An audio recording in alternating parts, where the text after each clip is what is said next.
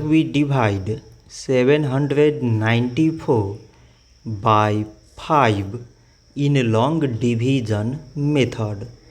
5 times 1 is 5. On subtracting we get 2.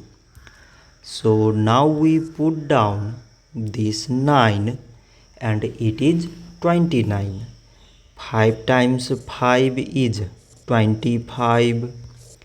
On subtracting we get 4.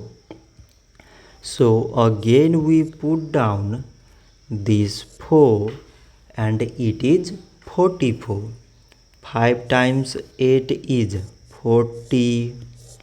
On subtracting we get 4. So now we have no any other number to put it down. So we take here decimal so that we put 0. So it is 40 and 5 times 8 is 40. On subtracting we get 0. So 794 divided by 5 is 158.8.